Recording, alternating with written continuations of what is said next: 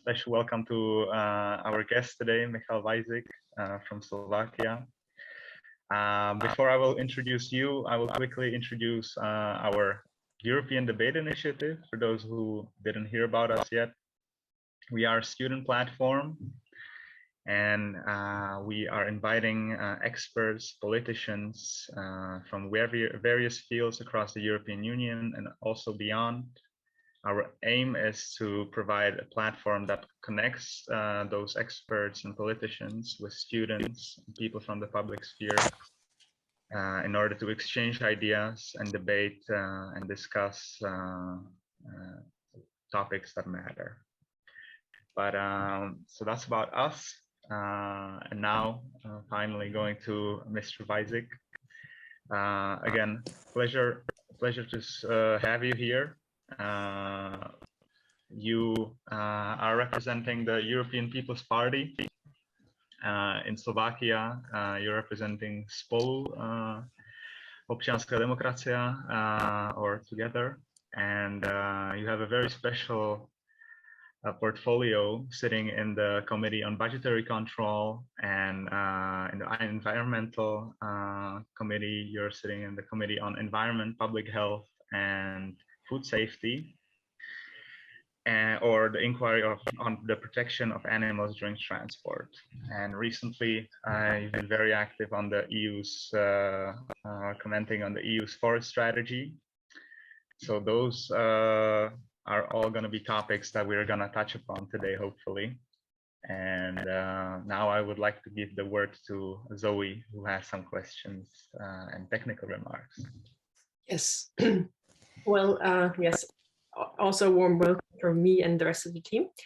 So today we'll discuss different themes, and throughout you're really welcome to ask your questions. So just write them down in the chat, and then we'll either take them as we go, or if there's a lot of questions, we'll reserve them for the last 45 minutes.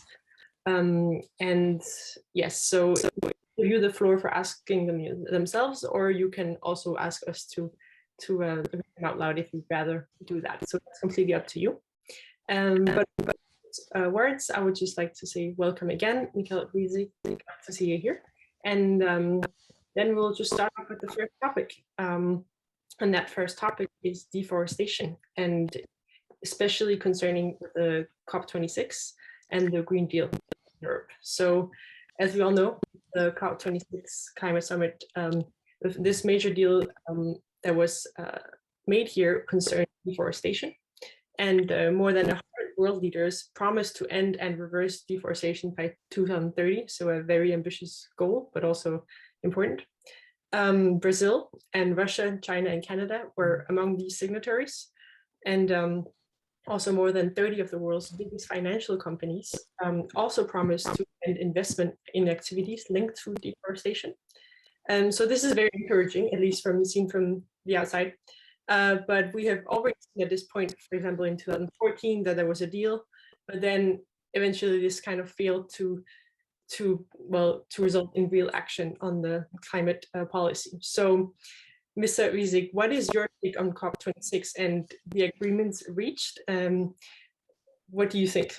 Is it ambitious, and what's been going on? Okay, really good question. You might hear, or you might have heard a lot about the COP26 because it was really a hot topic for several days. But yeah, to me especially the issue on world deforestation was, I would say, quite a nice surprise to really get the signal from COP26 that on a summit devoted to climate issues, they are sending us a message that they also care about world deforestation. This is something that we were not used to really hear on such debates, that that deforestation might somehow be related to carbon dioxide emissions or something like that. Although it is very clear that it is like that, but usually the debates were really like very narrow, going for the reduction of the emissions, and the forests, forest issues, biodiversity, and all that stuff were perceived as a sort of a different parcel of problems. And now, for the first time from the COP26, we have really heard and seen that these things are actually closely related, and we cannot, let's say, tackle climate crisis without really caring for forests, or preventing or tackling the deforestation problems, and the collapse of forest biodiversity and all that stuff. So in that regard, I was really very happy to see that, to hear that. Uh, but again, I'm as a person, or as a former scientist, let's say it like that. I was dealing with forest and forest ecology for quite a time, so I know that the topic of deforestation might be quite peculiar. Um, for instance, many of us would probably agree that some sort of deforestation is taking place also inside of Europe. We have seen really like huge clear cuts, either in Scandinavia or in Carpathian region, because of bark beetle outbreaks and all that stuff. And many of us would say, well, that this is a deforestation taking place, but this is not true. Like from technical point of view, such cleared areas are not deforested areas, only because we intend to reforest them again. So when talking about sensu stricto deforestation, we must keep in our mind that it actually refers to land use change, not to some clearing practices. If you really intend to turn the forest into, let's say, arable land or something, or urban area or something like that, that is the real deforestation this activity is focusing on. But this is not the problem probably in Europe, in the detail. But yeah, it is a crucial problem throughout the world, and especially in the global south, where a lot of deforestation is taking place. If to mention one, then Brazil and Amazonia is probably the hotspot of deforestation right now. And a few years ago, it was the Indonesia, where the deforestation, well, it was not the deforestation because the primary forests were replaced by palm oil plantations. So another form of forest. So this is not the deforestation, but especially in Brazil and in Amazonia, you remove large areas of forests and replace them by pastures or soybean plantations or whatever. So yeah, from the world perspective, this is really a success. Although this is really just a formal promise of several, I'm not sure, 100+ countries that say that they will stop deforestation by 2030.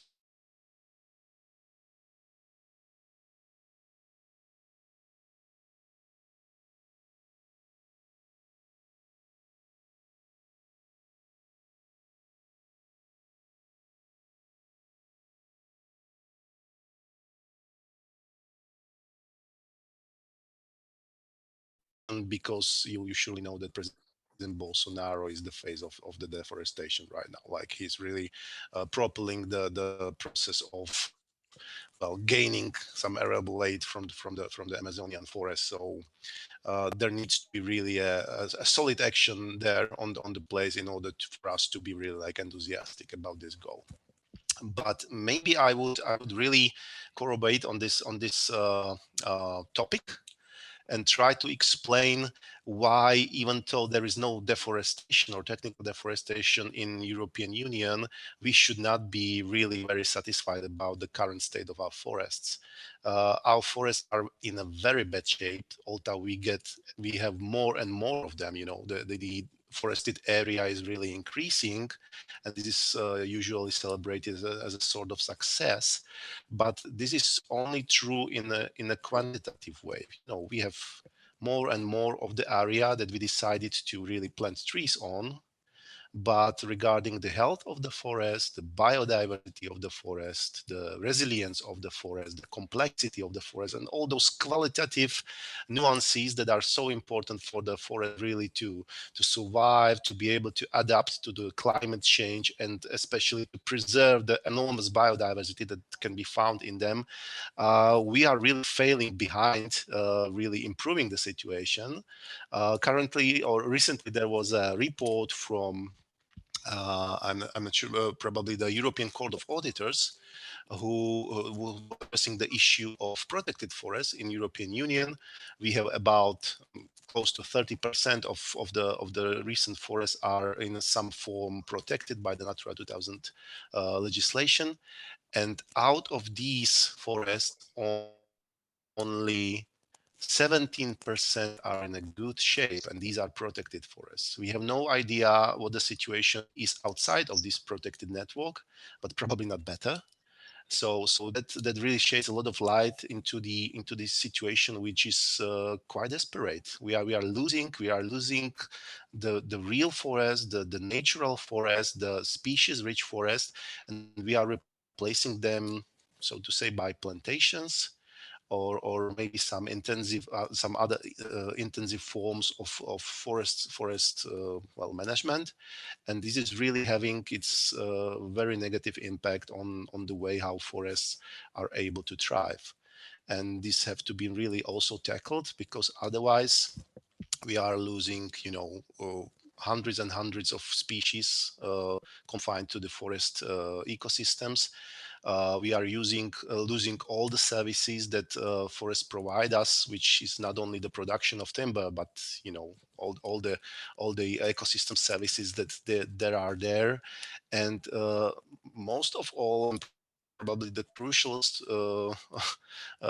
risk is that we are losing the carbon sinks, which forests definitely represent, but they do mitigate the climate change, or they do uh, uh, well, extract the carbon from the atmosphere only if they are in a good shape. And we know that the sequestration of forest is really going down. The carbon sinks are not working properly, and quite absurd situation is that these trends are there partly because we use the wood as a carbon neutral source, and we're trying to really tackle the climate crisis by burning more and more wood. So this is really an absurd situation where the normal physics simply doesn't work in the way that we pretend it's to be working. We cannot, remove the carbon sinks and by the same time trying to recreate or tackle the climate crisis. It's not working like that. So yeah, we really have to rethink our orientation in also in the European politics. But right now I'm quite desperate, because what I see, the signals from the Commission and from the Council and also from the Parliament, I think that we are going on a path where we will be burning even more wood, and we will disturb even more forests. But by the same time, we have the ambitions to really tackle the climate crisis and improve the biodiversity in forests, which is simply not possible in this scenario. So yeah, the situation is quite difficult.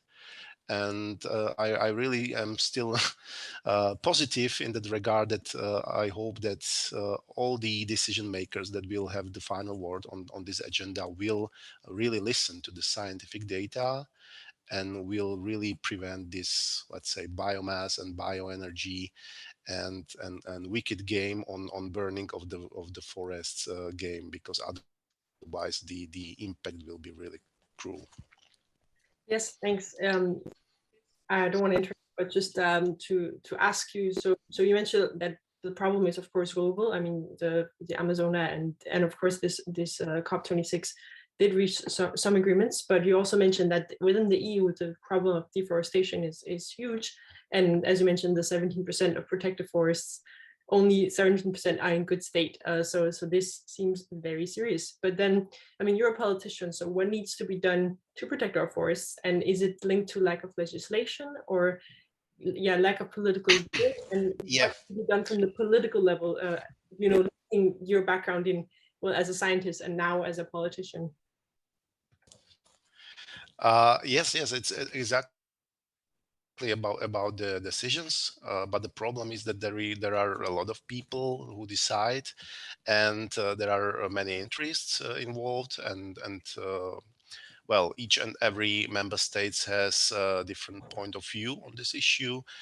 Some of the member states are more enthusiastic about burning wood. Some of them don't even care about this issue. So, and the politics is being done by the consensus, or by the majority, and the consensus within the majority. If I was the one to decide what we should do with the forest, I would protect them, like on a massive scale. But I'm not the dictator. I'm just one of the 705 MEPs who will have their share on the position of the parliament.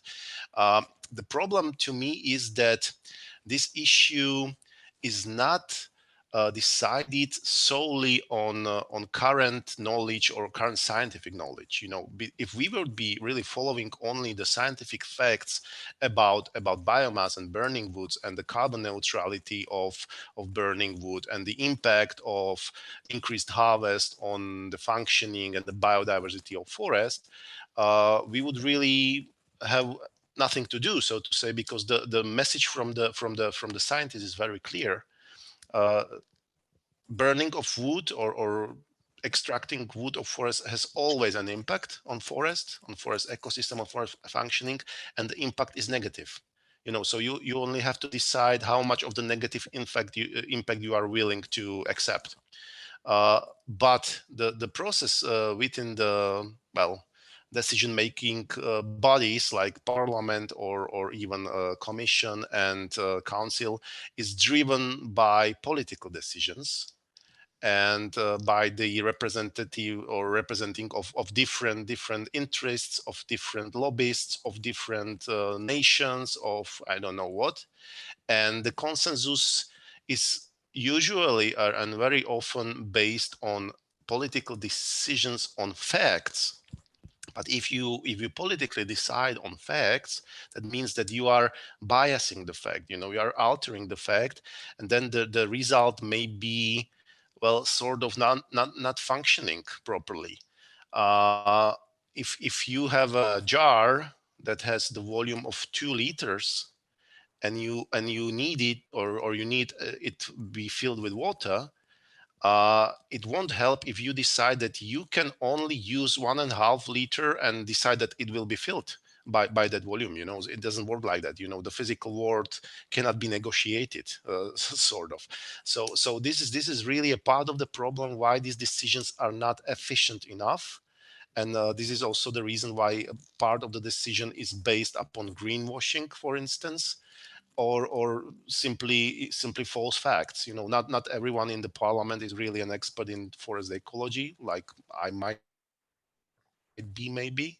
So it's really hard to maybe explain to all those colleagues what is needed to be done. But there's always, like free bodies at the end that have to decide on the final form of the decision, and it never is like based on measurements or something like that. So you really have to focus maybe on the very uh, fundamental issues that you need to really like see being established, and you probably have to somehow neglect the negative details that are well, a result of negotiations or something like that. But right now I'm afraid that regarding especially the topic on biomass and on the use of biomass as a carbon neutral sort of green source of energy is really being, so to say, kidnapped by lobbyists, and we are going too far away from the very scientific core that should be reflected in there, and we are going the wrong way, I'm afraid. So the politics on renewable energy or sources of energy uh, are very much based on burning of wood. Franz Timmermans, for instance, was stating that we cannot reach our climate goals without using a huge amounts of wood or biomass, but it has to be the good biomass. So he knows the risk, but I can tell you that there is no such thing as good biomass in those volumes that are anticipated to be used in order to achieve our climate goals. But even more problematic is the situation, or is the fact that you actually cannot reach the reach the climate goals even if you would burn all the wood that is there on the world, because by burning of the wood you are releasing more CO2 emissions, and sunray doesn't really care if it's get absorbed by carbon from fossil fuels or from wood. So you are increasing the concentration of CO2, and by the same time, or yeah, you are decreasing the carbon sinks, which are there to really like withdraw the carbon from the atmosphere. So these are two elements in the equations that simply show that it won't work. In 2030, even if we burn, megatons of wood, the carbon dioxide in the atmosphere will not decrease. It will increase, and we will have our forest being destroyed. So this is quite a risky and really problematic situation we are facing right now. And I hope that the parliament will be aware of this risk, and it will decide on that issue properly, because I see the signals from the commission, and these look to me very bad. Yes, thanks. So in a way, like political decisions sometimes is not just based on facts necessarily, but maybe some form of edited or greenwashed facts that make it easier to reach consensus sometimes.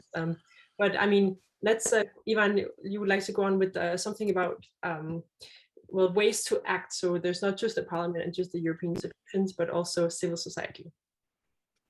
Yeah, indeed. You touched upon several fundamental problems within how we perceive sustainability, renewables, forests within the European Union. And basically, you're coming from an firstly scientific background. You yourself are expert on preservation on forests. And secondly, you were a big activist also in Slovakia, fighting for disastrous initiative, which is basically protecting our forests. And now you're actually sort of creating this decision-making process within the European Union. And my question is, how did your perception change, and how do you sort of see your criticism being voiced out, or whether you see that you have an impact on creating a change within that political domain? Another great question. Maybe just to be technically exact, it was not zanajles, but it was mismeles, which means we are the forest. So similar but different. Yeah. But the movement was pretty impressive by that time. And if you mentioned that I was an activist, well, I stick to my scientific career. And as a matter of fact, my position as a scientist were very much in compliance with what the activists were demanding. So yeah, I was a sort of an advisory and maybe some scientific authority, but never an activist. I didn't have time for that, and maybe not even the courage. But yeah, we were working close together on many aspects of our agenda. And right now. Frankly, I have to say that not that much has changed since I have entered politics, and well, from two perspectives at least. When I entered politics, like the mainstream of European Union was not focused on environment, so to say. We were the European Union was seeking well, economical efficiency and all that stuff. But after 2019, when I entered European Parliament as a newcomer, out of nothing, so to say, there was European Green Deal, and the climate issues were in the in the very focus of the mainstream politics in the European Union.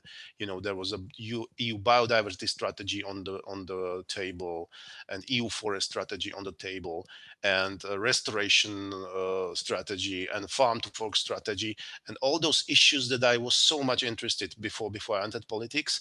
And there was not that much improvement recorded by the time, but right now it was there.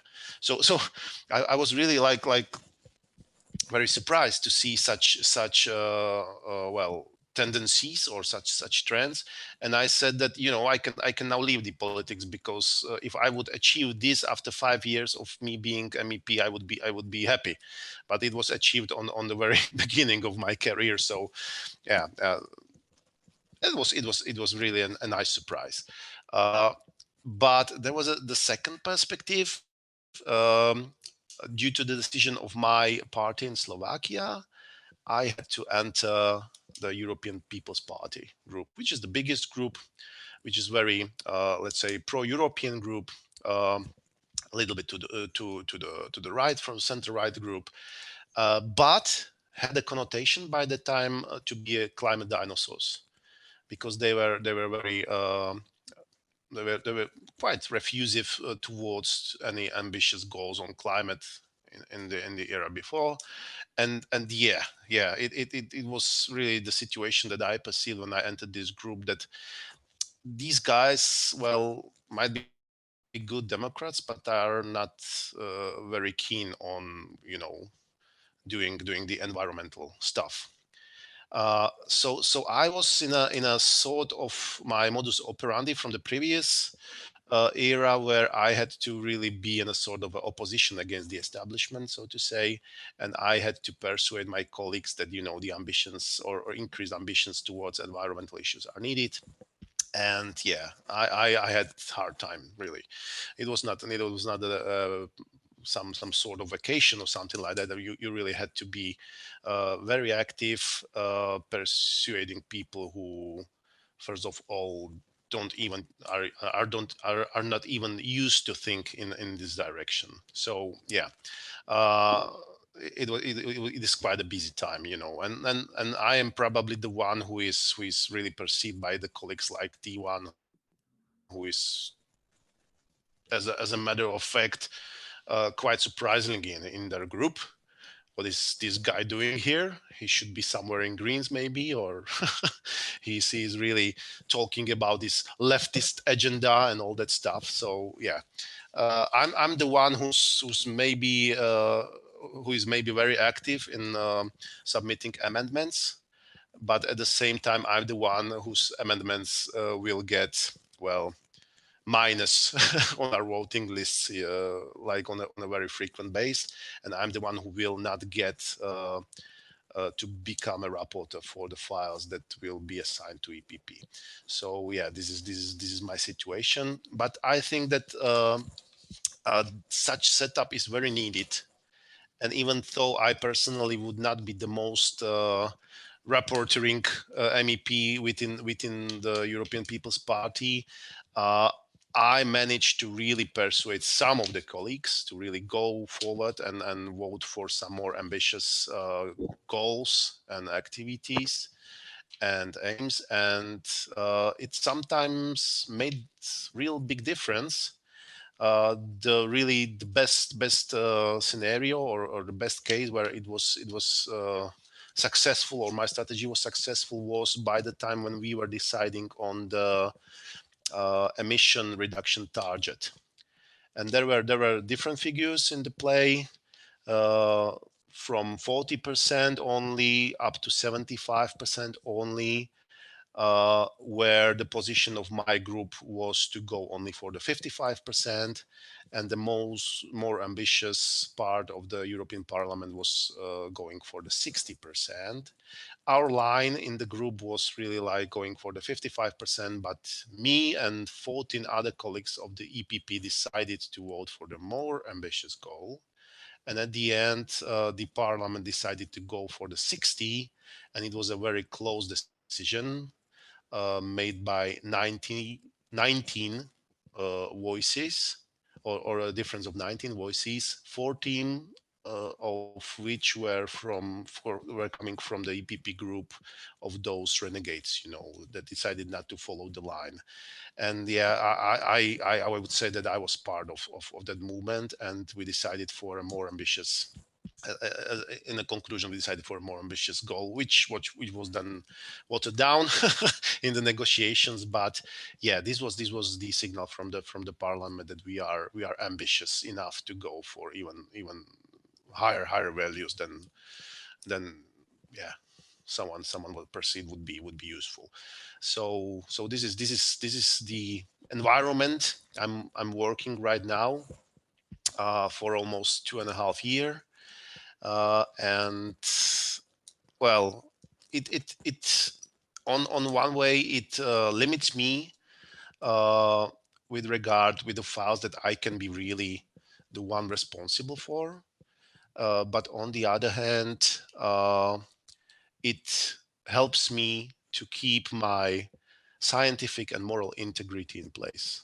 Because I'm not really ready and prepared to really do compromises which I would not believe in, and which would really go the other direction that is needed. So yeah, Oh, great. it's Thank like you. that. Thank you. I mean, yeah, as you explained, it's a very difficult position, as you explained. And we wanted to ask about the EPP's voting history on the ecological and sustainability agenda, which, as you indeed said, was named the party of the dinosaurs. But you definitely explained the reasoning, and it's also interesting to hear how member or national member politics sort of play into the European politics. Uh, but my question also relates this aspect, and you talked about how the European Parliament was included in or played a significant role in the negotiations of the carbon reductions, and indeed had more ambitious plans. Perhaps the larger questions regarding the whole democratic process regarding sustainability. We often hear now that perhaps democracies could be the one barrier that clashes with aims and the need for action regarding sustainability and regarding the carbon neutrality. And I mean, indeed, we can see it on the European level, even more on the national level. But perhaps what is your opinion about that, and how did you see that interplay being played at the European Parliament, perhaps on the European Union's institutions having their input on this? Mhm. Well, maybe I have an advantage that I'm the newcomer into politics, and my side might be quite plain, like without really looking through some sort of paradigms on the issue. And I have noticed that the decisions are really a matter of very simple mathematics, so to say, within the European Parliament. Like if there are two contrasting views, uh, which need to come to a conclusion or a sort of compromise, then usually if you negotiate your position, you have in your mind a certain, let's say, if you are dealing with numbers, okay, you want to achieve 60 as a final number. So you would come to the negotiations and ask for 40 only because you know that your counterpart will ask for 80. And well, a good compromise is when nobody is satisfied with the result. And in this regard, you will come to a 60 as well. So I expect that the both of those negotiating parts were heading for the 60, and they were just adjusting their prior negotiation position in order to really achieve that number. So this is how democracy works for me. And I think that sometimes it might be ineffective in regard with what is really needed, or in regard with the time that is needed for the change, and it could be done more effectively by some other means. But we really have to keep in our mind that we are dealing with let's say community or union of 27 different states, and we are dealing within this group of states on a peaceful way. And this is probably the only way how this can be guaranteed to be really peaceful and to really come to a conclusion or a consensus. It really cannot be done on different way. So this is probably the best way possible, because even though it might be not the fastest way and not the effective way towards the result, but at the same time it is probably the only way that could guarantee that all the interests are represented adequately, no one gets behind, and it is being dealt in a peaceful way. So I don't think that we should really think about some different forms of functioning of European Union, some, I don't know, uh, autocratic regimes or whatever. This is really the best way. It has been proven to be really securing the peaceful environment within the Europe, because for 70 years or so we haven't had a war conflict in our territory, which is a huge achievement, especially after the World Wars II.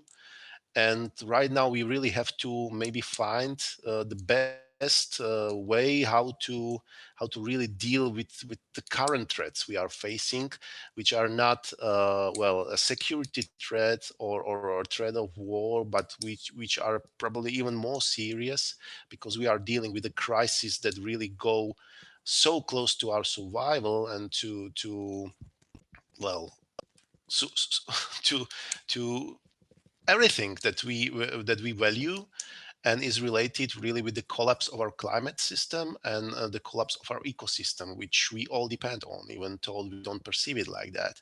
So now this is really a test of European Union itself, whether it is capable of securing its own survival, and as a matter of fact a global survival, because even if we decrease our emissions within European Union as needed, but the rest of the world will not do anything or will not take part, the global climate crisis will not be tackled, will not be solved, and we will be the same victims as anybody else. So what is really needed is a global effort.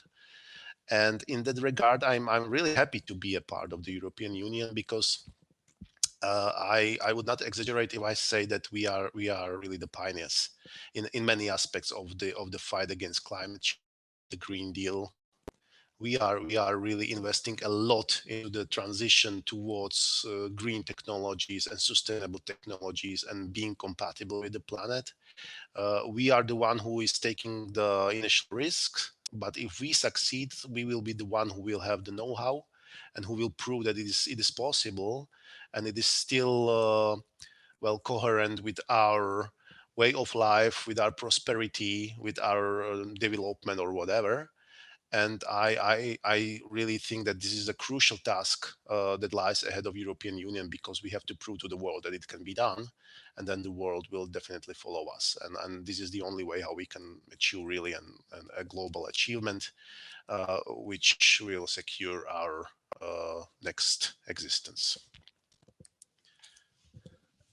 Yeah, well, thank you so much for mentioning this. I think you're right. I mean, although it might be slow and frustrating, it's still the best tool we have is to agree on a policy by consensus and peacefully. And maybe adding on this question, because you mentioned the role of the EU as a pioneer in climate policy. Sorry, can you hear me? Yeah. Yes, I can hear you. Okay. Also, I was wondering what you would say about differences within the EU, because Poland, for instance, is one member state that has been quite reluctant in being part of the Green Deal or dephasing out of coal. And since you are a member coming from an East European country, do you see that there's a difference of perception of the problem, and how can this be addressed? Mm-hmm. Yeah, that's again a very difficult question, which are in this event. Yeah, there definitely are differences, major differences between particular member states, and you touch upon the let's say the energy mix, or you know, how the European or how the member states get their energy to really like function, and especially Poland is really highly dependent on burning of coal. So the transitions toward renewables is really very painful for them, and it's automatic, or it's really I can understand why they are trying to oppose the trends within the European Union, because you know it's probably the most difficult task for them compared to other parties or other countries that are somewhere else. For instance, in Slovakia, more than half of our energy is produced by nuclear power, which is also not a green energy, so to say, but it's carbon free energy. And you know, if we want to somehow shift towards renewables, we don't have the weight of the carbon dioxide produced by burning coal or something like that. And for instance, I don't know, Scandinavian countries have plenty of wind power, so they really can also transit towards the renewables like more easily than Poland. But I wouldn't perceive it as a sort of source for Euroscepticism. I perceive it as a sort of diversity within the European Union, which should be respected, and upon which the European Union is actually built. You know, we don't force anyone to really follow some universal European rules. We might set the targets, and the particular states really have to find their own way how to reach those targets. And we were even more benevolent in that, because we said that the target is a common target and not every country has to reach it. So we expect that some countries will be more successful in reducing their CO2 emissions. Some might be less successful, but at the end, the mean number or the common number will be a success, and we will really reduce our emissions up to 55% compared to the 1990s. And so I would say that there is no real reason for being reluctant towards European Union or to be Eurosceptics. But we know that there is quite a lot of Euroscepticism present. Uh, I definitely agree that yeah, some hotspot of the Euroscepticism is, well, placed in the eastern part of the European Union, which is formed mainly by the post-communistic country. But it's not that the Euroscepticism would come from the left spectrum. It's coming from the far right spectrum, and this is quite a strange phenomenon, where you really like the far right parties and tendencies are really arising across the European Union, and this is not confined only to the eastern part of the European Union. It can be found in Sweden, it can be found in Italy, it can be found in Spain, and definitely it can be found in Germany. So it is everywhere, and that's why I think that we really, like the politicians within the European Union, have to be really sensitive to these issues. We really have to ask ourselves why this phenomenon is occurring. Why are people listening to such wicked ideas coming from the far right extremists? And what we need to do in order to prevent spread of such ideas. You know, there was an era in Europe where far right extremists took over, and we know what the result was. It was the World War II.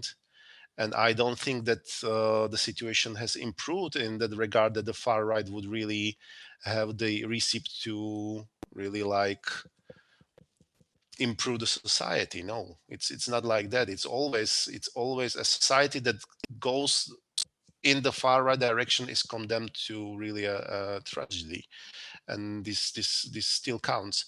So I think that we really have to be very much aware of the risks, and we really have to respond to those risks and try to find a remedy for that.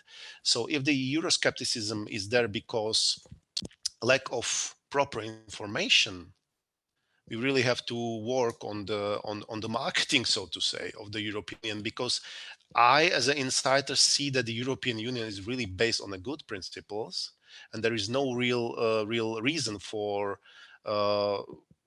public to somehow protest against what Europe is, or European Union is proposing for the member states. There is no such thing like a dictate of the European Union. People don't usually know that, but all the member states have to decide on each and every steps that is being done within the European Union. So there is no dictator. All the 27 states decide on the common policy, and there has to be 100% approval of that. So no one is left behind. Always, all 27 states have to really decide. The governments of the 27 states had to decide within the council, and so on. So there is no such thing like a dictate. So I think usually the skepticism or the refusal of a portion of the public is generated by misunderstanding, and we really have to work on removing or decreasing this misunderstanding within the public space. And in that regard, I might probably touch upon the aspect of the conference on the future of Europe. Is this the right name for that? Which is an invention of Ursula von der Leyen, which I think is really a good tool that aims really like incorporating the public into really a vast and effective discussion on the issues that are there related to European Union. Is really a forum that has its essence, and that can be effective also in spreading the positive ideas about the European Union. So I really hope and trust that it will be a success also in this regard. Perfect. No, thank you very much for the elaborate answer. And I think it's great that actually you mentioned how the divergence between the member states on certain policy issues are actually the funding that the EU was built upon. And I think it's also good to realize that sometimes, and also the warning from the far right and this unity that we have to create. So thank you about that. And again, I think it's another topic that we could talk about for an hour, and unfortunately we're a little bit limited by time. So we're gonna delve into the last topic of the next generation and the Green Deal more specifically. And I'm just reminding the audience we're gonna have a 30-minute Q&A afterwards. So feel free to write your questions down below, and you will have a space to ask them afterwards. But again, I think it's amazing that you, what I mentioned in the introduction, that you oversee the budget in the committee, and on the other hand, you're still involved with your expertise. I was perhaps going to ask a couple of questions. I hope we'll have time. But firstly, maybe how do you oversee the pillarization in the European Union? Where on the one hand, the Green Deal is not only promising the carbon neutral economy, but also economic growth as such, which we know is a great source of carbon emissions. And there is still this big highlight to and promise that we are going to increase our biodiversity and protect the nature.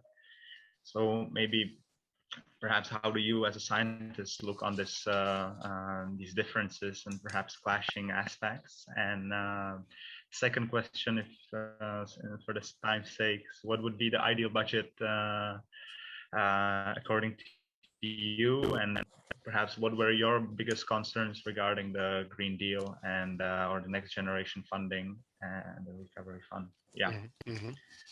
Okay. Yeah, the Green Deal, maybe some of us perceive it as a tool to really reduce the CO2 emissions and to really tackle the environmental issues we face. But it's not only that, and it was presented very clearly from the very beginning when this idea arose, and especially by President of the Commission Ursula von der Leyen, who said very clearly that it's not only the way how to deal with the climate crisis we are in, but it's also a big opportunity for modernization. Like the very essence of the Green Deal is really shifting from burning coal and fossil fuels, which is a technology that originated in the 19th century, so to say, and started the Industrial Revolution, towards renewable source of energy, which have a big advantage compared to those fossil fuels, and that is that they are unlimited. Beside the fact that they don't destroy the environment, but they're really unlimited. Uh, maybe we don't realize it properly, but the recent situation with the gas, if you perceive it in detail, you see that the price of the gas is really rising, is skyrocketing, and the reason for that, maybe not completely, but from a big part, is that Russia is limiting the production and the import of the gas towards European Union. So European Union is right now really struggling with the extremely high prices of gas, and it really shows that we are so much dependent on this source, which lies out of our territory, somewhere in Russia, where Vladimir Putin is really controlling the flow, and he's really sort of pushing the European Union towards whatever position he wants to, because he's the one who sits on the gas there, and we are so dependent on that. So this is really the issue with the fossil fuels and with the fossil energy sources. They are not everywhere. They are scarce, and they are limited, and they really, as a matter of fact, harm the environment and harm the climate, which is life-threatening situation. So this is another reason when and a good message is that we already communicated like that on the official level, that the remedy for that is not to really go and search for some other uh, fossil areas, maybe in Saudi Arabia or whenever, but to really switch or turn them off. We don't need them if we have enough energy from the renewables.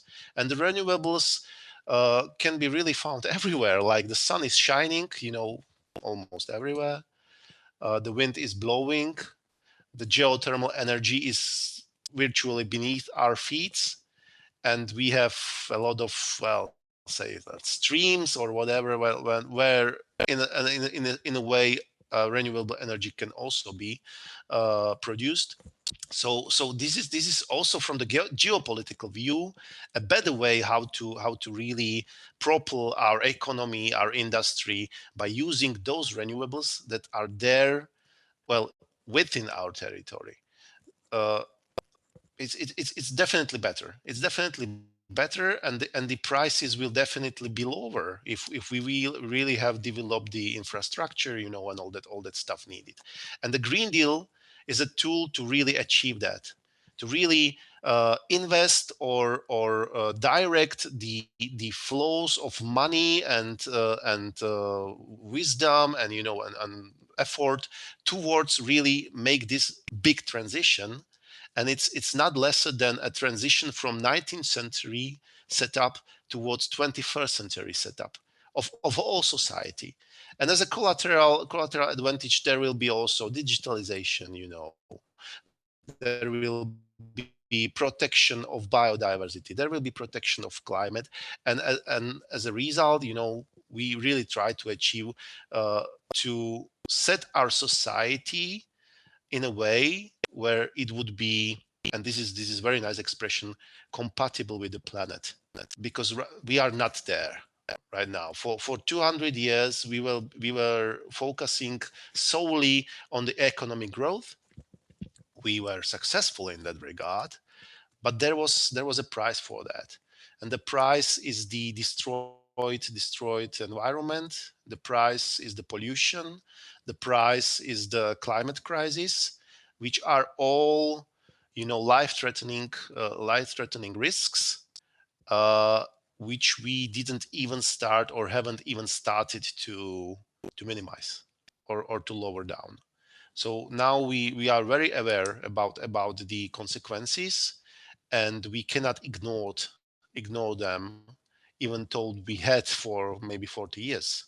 Since 1970, we already knew what the outcome will be, and the historical development is quite complex and problematic. But right now we know for sure, and especially the young generation of you and your colleagues is very aware of the grim future that will come if we do not anything, or we do not enough. So that's I would say that, yeah, these goals are very useful for you, but we really have to pay a very close attention whether the steps that we'll follow and that we'll try to really achieve the goals of the Green Deal will be satisfactory or will be effective enough. Because there is always the risk that someone will try to really negotiate lower ambitions and try to replace real solutions by greenwashing, and simply would not be able to deliver. And this is really a tricky situation, and very, let's say, sensitive situation, because we don't have time for reparations. If we don't manage to really tackle the crisis, the impact will be cruel, and the impact will be there in maybe 10 years. Maybe it's already here, I don't know, but the situation will definitely get very much worse if we fail to really be effective in that regard. But and as I say, the added value of being effective is not only that we will safeguard our survival, but we will also virtually push to a different level, which is more modern, which is more effective, and which might be effective also in the regard of let's say economic effectiveness. So yeah, we might be it's a beautiful scenario, because if we are successful, we will be healthier. Yeah, we will live in a better world, and we also might be, well, richer, if that's the goal, but definitely there is no risk that we will somehow get undeveloped or something like that. This is really we are reaching towards future where we really have to be coherent, and we have to be aware of all the impacts of our activities. We cannot neglect any of them, because right now we are really dealing with the, let's say, planetary boundaries or whatever, so which are really the fundaments for our survival on this planet. This is the living planet, and we are very close to a state where the life on the planet will diminish, or become that reduced, that our society is no longer able to thrive on this planet. So this is the one, or we are the one who is at the highest risk. Like the planet will go on if there are only bacteria. The life will go on and it will flourish if there are only, I don't know, fish in the sea and no mammals. But we are the one who should really care about whether we survive or not. And it is very clear that we will survive only if we allow all the other beings, ecosystems, and species to survive with us. This is the essence of the problem, and it really relates with climate. It really relates with biodiversity. It really relates with pollution, and all those issues that were sort of perceived as some isolated problems regarding the environment. The environment is in the very center of our society. Now we realize that, and we really have to rearrange our society in that way that we really perceive the environment as the fundament of our Mr. Wiezik, thank you so much. You're raising a lot of very, very good and interesting points. And I also really much like that you address the geopolitical dimension of climate change and energy as well. I think that that's itself as a topic that can be discussed for hours and hours, and think tanks like to discuss it endlessly. I think Putin has instructed Gazprom to up its energy exports, so that's a good thing. Well, I heard it not because the Nord Stream assessment was blocked by the Germany, so he again withdrew from the that must have happened today then. Maybe today or yesterday, I'm unsure, but okay. Yeah, the Nord Stream pipeline is a part of the problem because yeah, there was some process involved in that.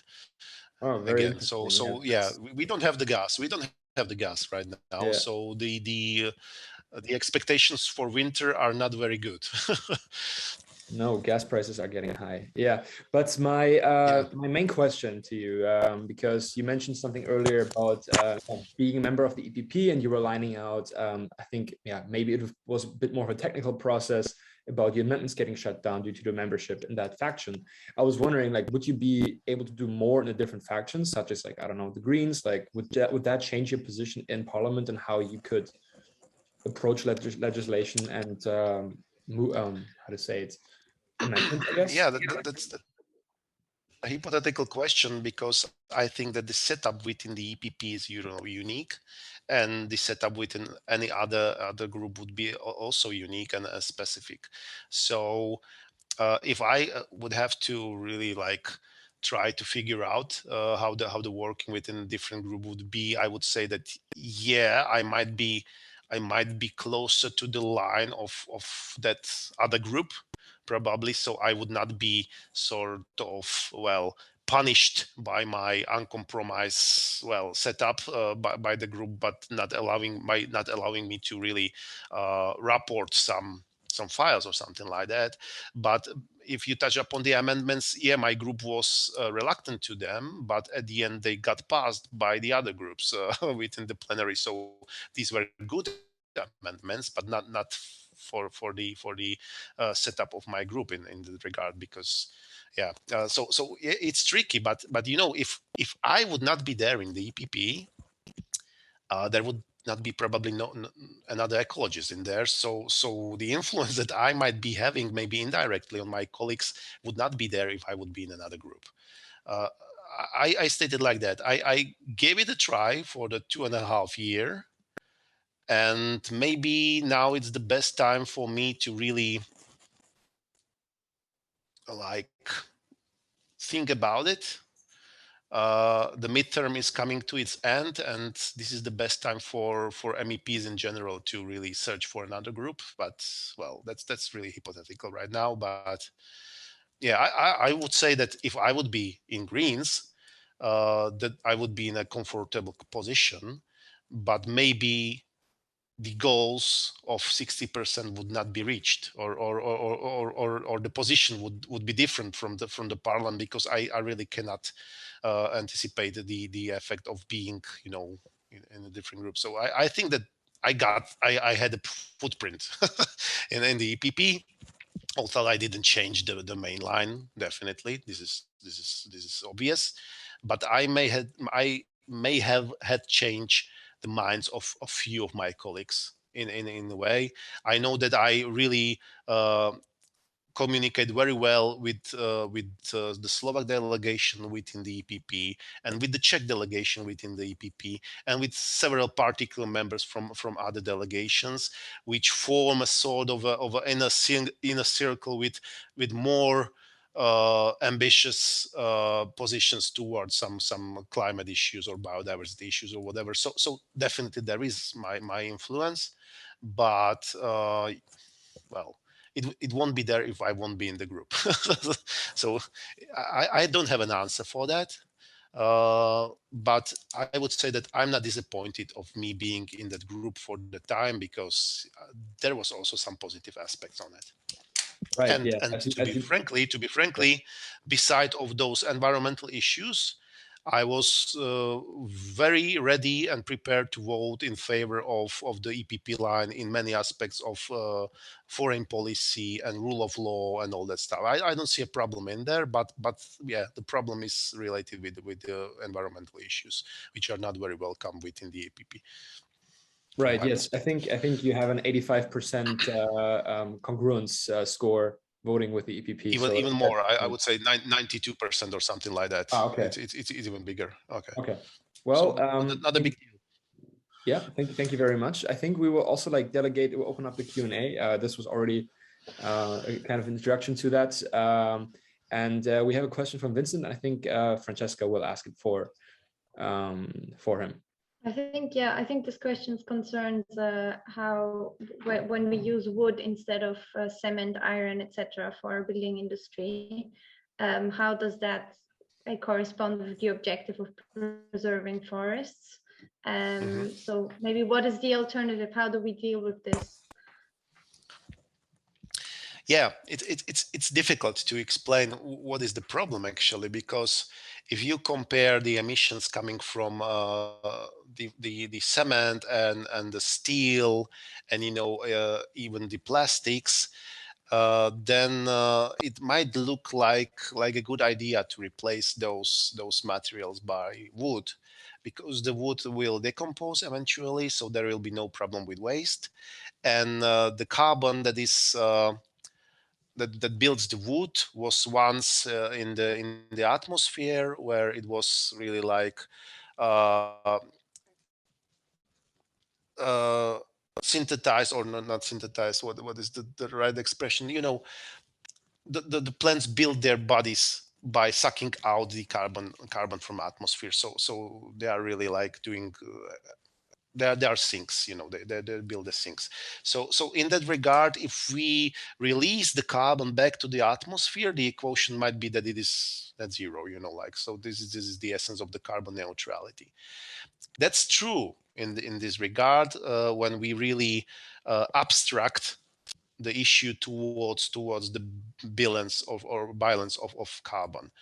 But we really have to understand that the wood is not growing in the petri dish.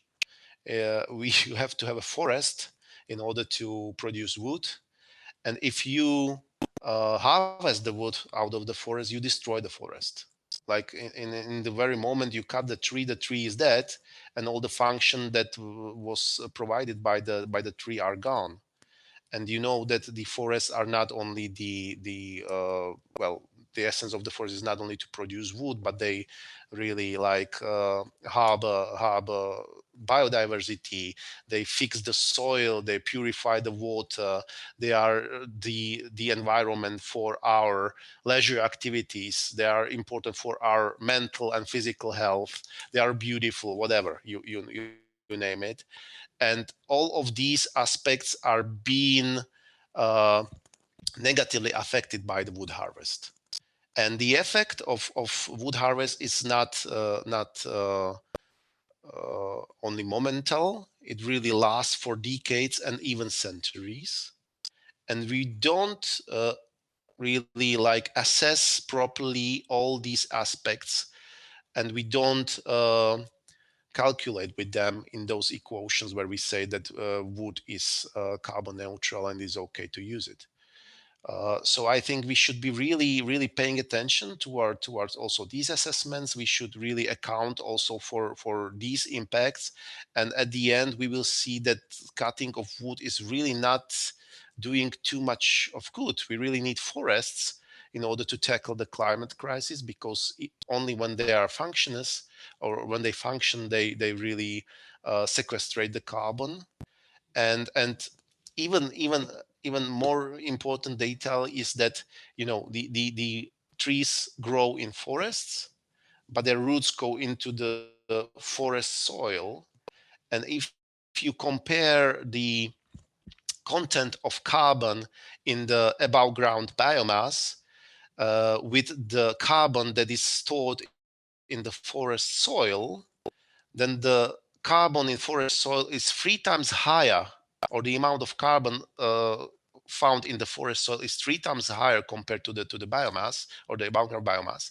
And the crucial fact is that when you clear an area of trees and you cut them, and in order to harvest wood, a large portion of that carbon that is supposed to be stored in the ground is being released, and this is a form of a fossil carbon, definitely. So it really equals like if you would burn coal in that area. It really, when the carbon is released, it's really going to the atmosphere, and it has the same effect. And this has no relation with the carbon content in the wood. So this is an additional carbon that is very rarely and usually not accounted in these equations when we state that the use of wood is carbon neutral, but it's the part of the use of the wood, and also including all the fossil fuels that are going to be needed in order to process the wood, to cut it, to move it, to process it, and to burn it at the end. So there is too much carbon involved and too much environmental damage involved in using wood in a massive way, like a replacement for fossil fuels and for single-use plastics and for steel and for, I don't know, cement. And this is really having a detrimental effect on all of our efforts, and especially on the biodiversity and the functioning of forests. So I would be really very cautious about dealing with too much volumes of wood in any way. And yeah, sorry. Yes. No, just to add on that, what you just said, that what would you say should be the alternative to build in a CO2 neutral way if we don't use wood? What do you think? We might be using wood, but it really has to be sustainable in all the regards. The sustainability is built upon 3 pillars: economic, social, and environmental. And I can tell you that until now we were been really like falling behind the effort to really reach that environmental pillar. Otherwise, we wouldn't have problems with the biodiversity, we wouldn't have problems with the state of the forest, but we have them. So we don't reach sustainability. And I don't know exactly what a sustainable use of wood would look like, because I haven't seen one. Even though we have so many forests certified as being managed sustainably, this is just a formal statement. And the problem is that if you ask for more rigid diagnosis on the sustainability, then you will get the response from council or from forestry institutes or from agriculture ministries that, why do you need that? It's all being done sustainably. Could you please explain what's the added value of being more rigid and more detailed on the assessment whether we are doing it sustainably? We are doing it sustainably, so this sort of argument seems absurd to me, because there are obvious hints that we are not doing it sustainably. But right now we are on the path that we are even going to increase the use of the wood because we are doing it sustainably. So this is really sort of, I can't say the word, but this is really not the proper argument for me to really be okay with the increase in the use of woody biomass. And going back to the facts, if you see the chart or the trend of the carbon sequestration that our forests are able to deliver, you see that it is decreasing. The forest fix less and less carbon because we cut them, we use the wood, and you can have either sequestration or wood from the forest. If we are going to increase the harvest of wood, we definitely and inevitably will decrease the sequestration. So we are switching off the carbon sinks, and this really cannot work as we would like to expect, that by burning more wood we will tackle the climate crisis and we will increase the carbon emissions. This is right contrary to that, or right opposite to that. So this is really a peculiar situation we are right now, and I'm really searching for ways how to deal with it, or how to somehow make it work, because yeah. Oh, not a good thank you scenario. for the again great scientific input on this, because as you mentioned, and from what you're saying, it really is a paradox in a way. What we are fighting for, that on one hand there's a sustainable, it fits the sustainable criteria, but scientifically this is completely incorrect. And I assume that's a big struggle for you as a scientist. But maybe a different question I had, what you mentioned earlier, you said that the main component of the Slovakian electricity or power is nuclear. And you mentioned that it's a carbon-free source of energy, but it's not considered green energy. Yeah. And we now heard from Emmanuel Macron that France is planning to build even more nuclear powers. We had the discussion in Germany after the Fukushima power plant incident. Basically, the consensus is sort of changing now in the European Union, and I was thinking that you could sort of tell us more about your stance on the nuclear power, and whether there is a space to rethink it in order to meet the neutral goals, or should we still be cautious of its usage? Sorry, there's someone's knocking on my door. I don't respond to that. Okay. You know, the goal for us is to reach carbon neutrality in 2050. This is really a crucial goal. And right now we don't have the proper tools to get there, like using only those hardcore renewables. So I can understand partly why governments are trying to persuade European Union and themselves that, you know, in order to reach that goal, we also need to burn wood, and we have to use nuclear and all those, or even natural gas, which is another fossil fuel, or just another fossil fuel, in order to really reach that partial goal, which is set to 55% in 2030. And it seems that they don't even care whether this is done by the renewables or some different way. We just have to reach that goal, and then we will have the momentum and the time and the finance to really reach the carbon neutrality. You cannot cheat on carbon neutrality. That's for sure. You either reach it or not. But right now we are really in the stage where we play with formal adjustments, like when we state that burning of wood is carbon neutral, and so we don't have to account for the emissions from wood, and that's sort of a decrease of the emissions on the paper, but not in the reality. And that same goes also for the nuclear. It is perceived as carbon free technology, but that doesn't mean that it is not problematic technology. It's a quite expensive technology, but the problem is related to the issues with burned out fuel, which is very dangerous waste that is not properly stored anyway on the earth. There are always risks, including leakages and all that stuff. And also, of course, the big issue and big problem with accidents. Like no one in Chernobyl and no one in Fukushima would believe you if you would say that it's a safe technology and, you know, it's an environmental friendly technology. Like it's a plain nonsense.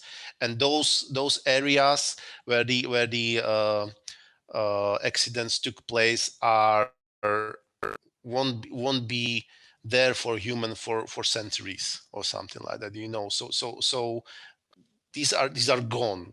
They are gone for us, and the price of such accident is really, it cannot be even calculated. It's galactical, you know. So this is the aspect why I am not a fan of current nuclear energy.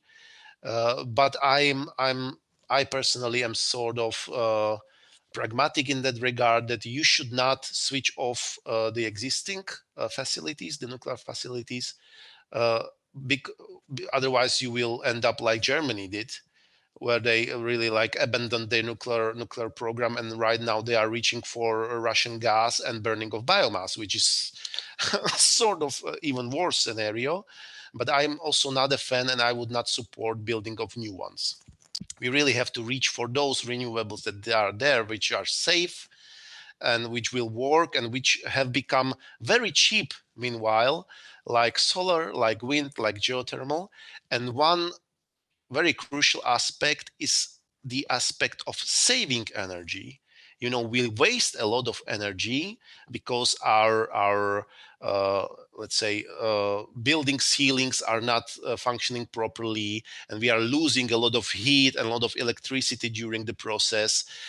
So let's focus also on saving of the energy, of the energy efficiency, and there we see a space for saving up to 40% of the energetical demand. So there is also a way of improving the situation. So there is enough of the options and enough of the space that are there on the table. We should only facilitate them and not really reaching for those steps that would not improve the situation. If we don't know how to achieve the goals, the worst way how to do it is going backwards, you know. And I'm afraid that really like pushing too hard for nuclear energy and pushing too hard for burning trees is really that bad step that seems to be really like progressing the situation, but in fact is really going backwards, and the damage that it will be related to or connected with is really something we have no time and money and effort to really spend on. Right. Thank you very much. I'm afraid we're sort of reaching our time, and we don't want to also. It was fast. It was fast. I was it afraid was, that what should I talk about in 90 minutes? Indeed, as you say, it went very fast, and I think we would all of us would stay here longer, especially me, to hear more scientific backgrounds of what you have to say. But I think we touched upon quite some issues. We went over the COP26. We went over the biodiversity and forest strategy of the European Union.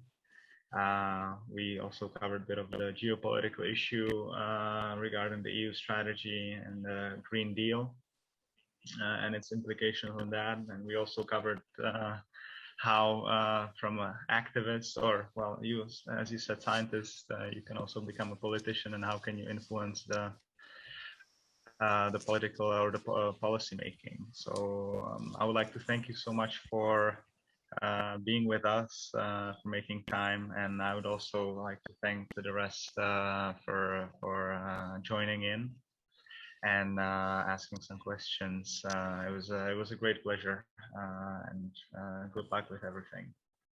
Perhaps okay, it was also a great pleasure to me. Thank you for inviting me, and also for your activity. I think it's really very useful to have such forums for young people.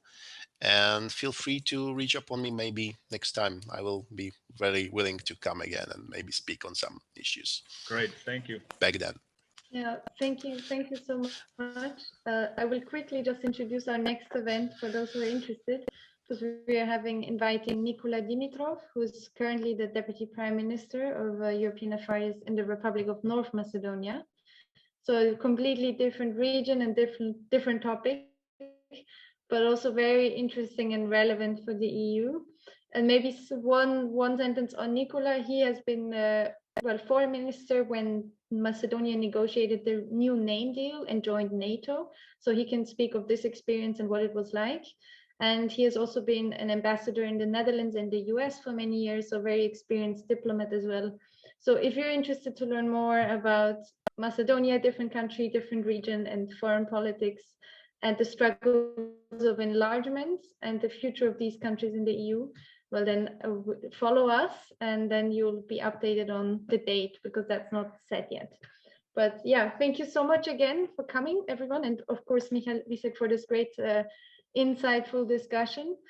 Good luck with your work, and yeah, we'll stay in touch.